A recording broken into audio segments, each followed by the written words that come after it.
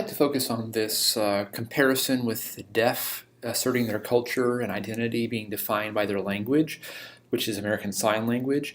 And in this way, they are similar to those who communicate chiefly in Yiddish and other cultures. Now, the key big sentence that I had mentioned earlier was that Article 2 of the Genocide Treaty defines 5 acts of genocide, and the 5th one is forcibly transferring children of the group to another group. And some deaf advocates say this is exactly what's happening when you force our kids to have cochlear implants as newborns, because you're transferring our kids from the deaf group into the hearing group. So let me take a look at the note I have on this. Oops, sorry about that. So the note I have on this is that I want to make 2 quick points about the example of deaf genocide. First, it's not necessary to agree with the argument that cochlear implants represent a form of eugenic genocide in order to make an unfavorable judgment about genetic enhancements. And the second point I want to make is it's not sufficient either. So, first, it's not necessary. Even if cochlear implants are not eugenic or not genocide, one still might have a rational case against genetic enhancement. And some would say, thank goodness. After all, cochlear implants are a form of environmental enhancement, or some would say environmental therapy. No genes are being altered in the process of giving cochlear implants.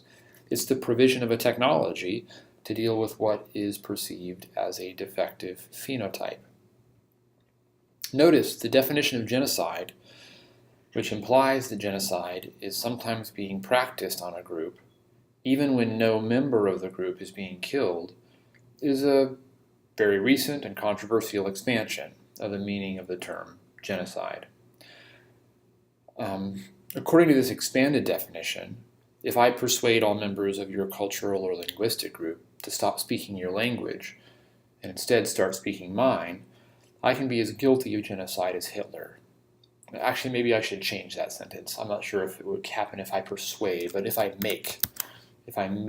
forced all members of your group to stop speaking your language and instead start speaking mine, then I could be as guilty of genocide as Hitler. Still, even on that change, this might strike some people as a significant change in the meaning of genocide, and perhaps even as an insult to the victims of traditional genocides like Hitler's. What about the second point I wanted to make? To have an unfavorable view of genetic enhancement, it's also not sufficient, it's not enough, to think that mandatory cochlear implants on the deaf are a form of eugenic genocide. Why is that?